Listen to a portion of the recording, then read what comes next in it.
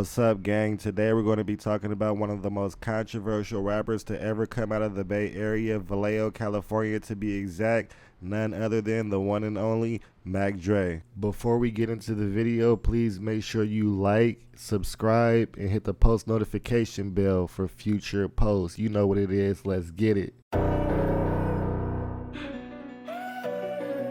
What's up, gang? Andre Lewis Hicks, aka Mac Dre, was born on July 5th, 1970 in Oakland, California. Shortly after he was born, his whole family moved to Marin, California. Shortly after that, they moved to Eastside Vallejo, California.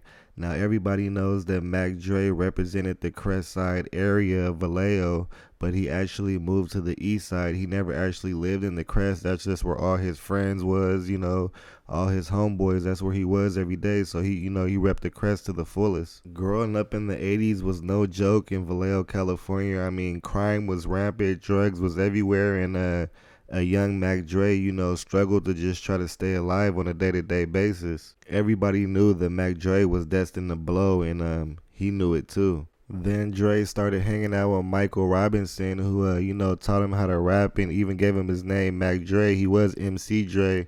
Andre would attend Hogan High School in California, where he found out that his real passion is rapping. When he rapped, everybody loved it, you know what I mean? And he loved rapping. As soon as he would start gaining a little buzz, Mac Dre and his crew, the Romper Room Gang, started getting targeted by the Vallejo Police Department. The city of Vallejo had been experiencing a lot of bank robberies, and Mac Dre and them was balling. They had money, they was out flashing. They had gold Daytons. They had money in their pocket. They was making way more than the police officers, and they were getting harassed on a daily basis.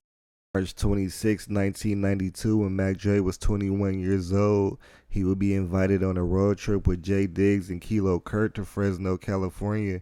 He was like, okay, I know a couple of females out there. I'll slide with y'all. What he didn't know is Jay Diggs and Kilo Kurt was under investigation by the FBI for those bank robberies in Vallejo. So basically now Mac Dre is guilty by association. They're thinking that he's part of it too.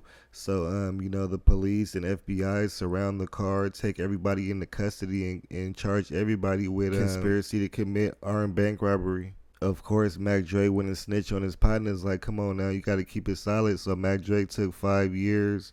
Kilo Kurt and Jay Diggs both got 10 years. Mac Dre took that time to get his mind right. As soon as he got out, he got right back to making music, making slaps, making hits. Everybody knows that Mac Dre was an instrumental figure in the emergence of hyphy, a cultural movement in the Bay Area hip-hop scene that emerged in the early 2000s. Mac Dre was the key pioneer. I mean, he felt the popularity of it, you know what I mean? He released songs with fast-paced rhymes and bass lines that inspired a new style of dance, you know what I mean? It wasn't the traditional hip-hop. It made you want to move, man, get hyphy. I mean, if you was a kid in the early 2000s, I don't care who you were, where you was, you knew about getting hyphy and you knew about the hyphy movement. That's when his career really started to take off. He was getting played everywhere, like in the local clubs, and, everybody was getting hyphy and going crazy and going stupid, going dumb. Mac Dre was building a super buzz for himself coming from Vallejo, California, and even started his own record company, Thiz Entertainment. Right when Mac Dre was on top of his game, Halloween weekend 2004, he was booked by a promoter named Damon Whitmill to do 2 shows for $12,500 in Kansas City. Mac arrived on October 27th to do, some signings at a local little music store. According to the promoter, Mac Dre showed up 30 minutes after he was already supposed to have wrapped up and caused a surge, and the show got shut down. And on the second day, it was pretty much the same thing. Like, the promoter was very unhappy. In the early morning hours of November 1st, Mac Dre would get into a fight with the club promoter, and he would leave in this white van, and they would be traveling down U.S. Route 71, and the van would be, riddled with gunshots, bullet holes. And unfortunately, Mac Dre would not survive. The car that was used to do it was found abandoned in another part of the city with bullet holes all in the back from assault rifles. Of course, everybody wondered who did it. The club promoter was one of the first people interrogated and was cleared as a suspect. Another guy who's rumored to have killed Mac Dre is this guy right here, Fat Tone from Kansas City, a local rapper.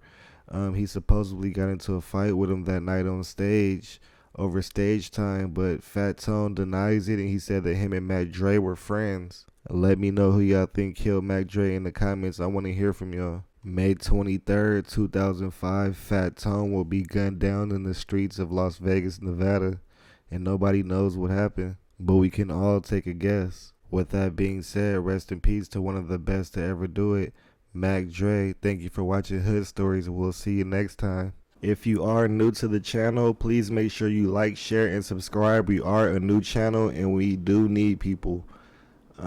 We up and coming. We the underdog, man. Like, share, and subscribe. Let's get it.